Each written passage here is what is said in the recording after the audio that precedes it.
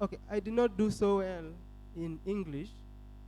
I did not do so well in English. Uh, but I fought, I did my best, and by the grace of God, I got a B plus. So that was my least subject. I did not do so well. I did not do so well. I did not do so well there, but I got a B plus. Praise the Lord. So you can also do it. I don't know how you are doing in in languages here. So I'm telling you this to tell you that it is possible, but it is only possible through God. You can work hard alone, but when you welcome God into your life, He can help you and you can do it. Praise the Lord. I went to Mweru University after Form 4, and I did a degree in chemical and process engineering. How many people want to become engineers here? Yes, it is possible. It is possible. When I was in Mweru University, I served God. I served God in the Christian Union as the CU treasurer. Praise the Lord. I was busy serving God. And as I was serving God, I was also studying hard. Praise the Lord. So you should serve God and study hard. Praise the Lord. And by the grace of God, engineering is 5 years course.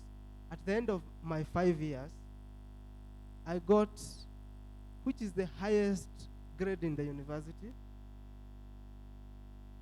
Which is the highest grade in the university?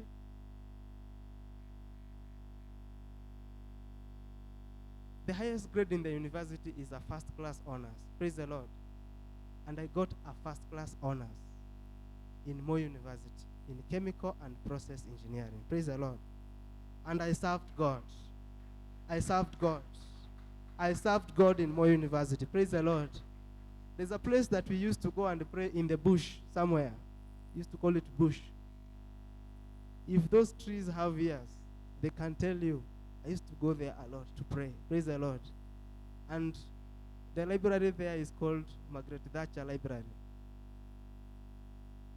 If that library has eyes, it can tell you it used to see me many times. Praise the Lord. So you need to study hard and serve God. Praise the Lord. It is only God who can help you. This is also possible for you.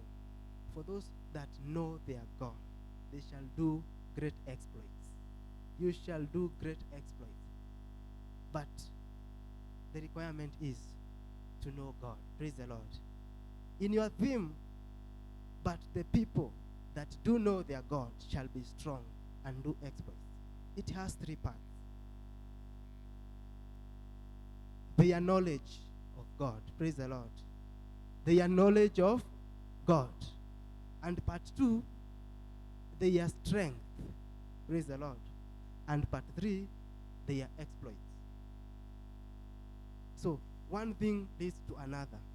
Your knowledge of God gives you strength to do. Praise the Lord. Your knowledge of God gives you the ability, the grace to do exploits. And what is this exploits we are talking about? Exploits is something difficult, something extraordinary. Praise the Lord. Are you trusting God to do something extraordinary? Are you trusting God to do something extraordinary? Maybe you are struggling in your studies and you have a goal to be something. Now, this exploit is something extraordinary. You can only do something extraordinary when you have the strength of God. Praise the Lord. When you have the grace of God. Every time I was saying, by the grace of God, when you know God, when you receive Jesus into your life, you stop now racing. These races, 100 meters races. Praise the Lord. Now, it no longer becomes you running, but now God is running on your behalf. Praise the Lord. The name grace, you can write that name grace. You can put G, and then a hyphen, and then race. Praise the Lord. The name grace, you can just put G and then dash and then race. Now, the grace of God is God in the race. Now, that name grace, now that G is God. It is God running on your behalf. God doing things on your behalf. Praise the Lord. Yeah. You stop now struggling too much, but God gives you the wisdom, the ability to do something extraordinary. So when you know God, when you accept God into your life, He causes all the difference. Praise the Lord. Let me just give you the context of our theme today. But the people that do know their God shall be strong and do exploits. It's from Daniel. We shall read Daniel chapter 11, verse 31 to 32. Just to give you a context so that we know what we are talking about. Daniel chapter 11, verse 31 says, "And forces shall be mastered by him, and they shall defile the sanctuary fortresses. Then they shall take away the daily sacrifices, and place there the abomination of desolation." Verse 32, "Those who do wickedly against the covenant, he shall corrupt with flattery.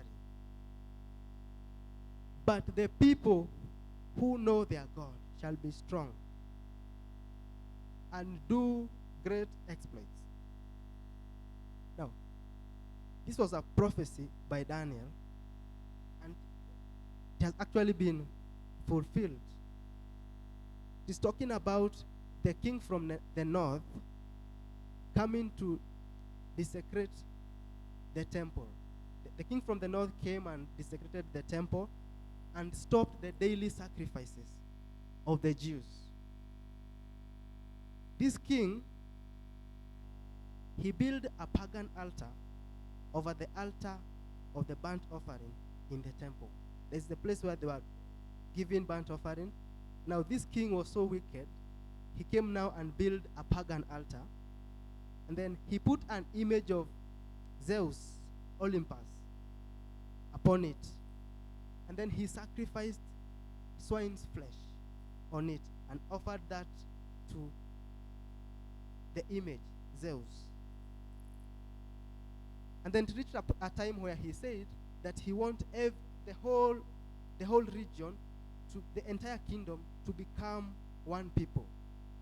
And he said that everybody should forsake their customs, they should forsake their rules, they should no longer follow the rules of the Jews. And that's what he said. He enforced that. And many people, including the Jews themselves, the people of Israel, they obeyed him. But there were a few people, a remnant, who forsook the law. There are a few people who stood firm and rejected the rules by the king. They said no. You see, this king, he came to change everything. He came to desecrate the temple. He stopped their sacrifices. He said that now you can worship this. We can do idol worship. He changed everything. But now there are just a few people, not everybody. Even some Israelites were changed and they accepted to obey the king. You know, when a king, like for example, if the president of Kenya said, do this, even if it is something bad, many people will do it because they are fearing that they can be killed if they don't do it. And this is